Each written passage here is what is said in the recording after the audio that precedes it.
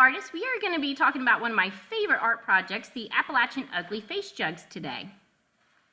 The exact origin and inspiration of the Appalachian Ugly Face Jugs is widely debated. African art, specifically face sculpture on the left, and the English toby jars on the right are examples of art that may have inspired early Appalachian face jug artists.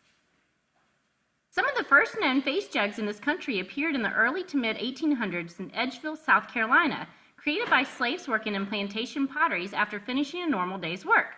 These face jugs could have originally been intended to be grave markers. Face jugs from the 1800s found in the area of Edgeville, South Carolina can be seen below. Did you know potters were considered to be as important as blacksmiths and carpenters back in the early days of the ugly face jugs? Their work was needed for safe and proper storage of food, grains, seeds, and liquids. They couldn't just go to the store and buy plastic containers that we have today. A possible use of ugly face jugs was to scare kids away from the jugs so that poisons and other liquids could be safely stored in them. Would this scare you? Potters in the South often visited plantation potteries and worked alongside slaves to fulfill utilitarian clay demands for food and other kinds of storage containers. It is thought that traveling potters picked up inspiration for ugly face jugs through their work in plantation potteries.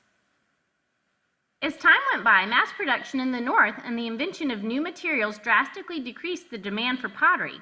Potters in the Appalachian region were desperate and many had to figure out other ways to make a living.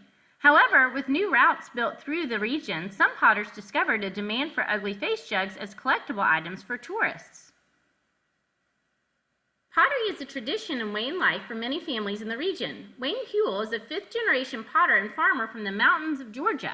The Huell family business started in 1890. Wayne Huell uses Georgia clay for all of his work and is known for combining two different clay bodies in order to create swirlware. Can you see the swirls in his work? Alkaline glazes use wood ashes or lime to help melt other readily available ingredients, such as sand or powdered glass. When fired, the resulting colors are green and brown. Many potters have their own recipes for glazes. Wayne Huell uses tobacco spit in his glazes. Ew. Lanier Metters, who lived from 1917 to 1998, was perhaps the most famous folk artist potter and born in Mossy Creek, Georgia. The Metters family pottery business was started in 1893 by his grandfather. In 1967, Lanier took over the business. He revitalized the ugly face jug as an art form and embraced the traditional methods of using alkaline glazed stoneware. He inspired countless artists in the region. Are you ready to create your own ugly face jug? Let's get planning on our ugly art.